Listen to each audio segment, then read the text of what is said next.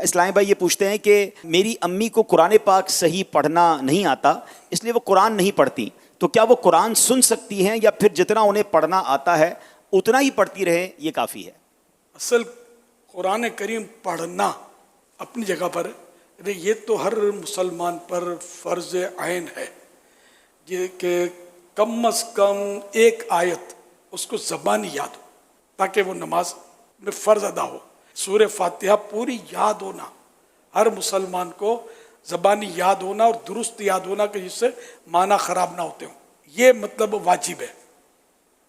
اب جو گونگا ہے یا جس سے بن نہیں پڑتا پھر اس کے اور مسائل ہیں، تو یہ واجب ہے کہ ایک سورہ فاتحہ اور 3 آیتیں یا 3 آیتوں کی مقدار، بھلے ایک آیت ہو اس کا کوئی حصہ ہو مگر وہ 3 آیتوں کے مقدار میں اس کی ہو، اس کے پھر وہ کہ 25 حروف اعلیٰ حضرت نے رحمۃ اللہ علیہ 3 آیتیں چھوٹی نکال کر کون سی صورت کی نکالی ہے؟ 3 چھوٹی آیتیں ہیں سورہ مدثر کی، ثم نظر ثم عبس وبصر ثم ادبر واستکبر۔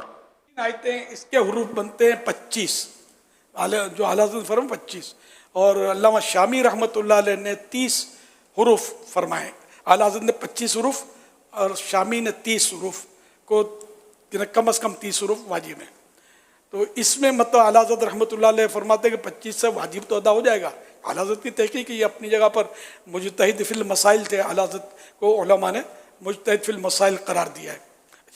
لیکن مستحب یہی ہے کہ 30 کم از کم پڑھی جائیں تاکہ اس قول پر بھی علامہ شامی رحمۃ اللہ علیہ قول پر عمل ہو جائے۔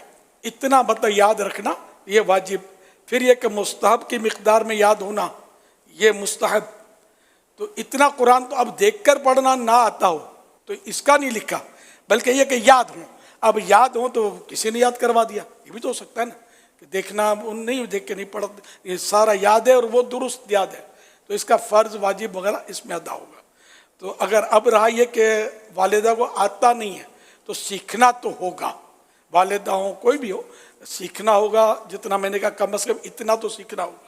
باقی جتنا سیکھے اچھا ہے، پورا قرآن کریم سیکھے بہت اچھا ہے، سیکھنا بھی چاہیے۔ اچھا اب یہ کہ اس کو سننا، جس کو آتا ہو پڑھنا یا نہ آتا ہو، سننا سب کو جائز ہے، قرآن کریم سننا اور کار ثواب ہے، ثواب کا کام ہے۔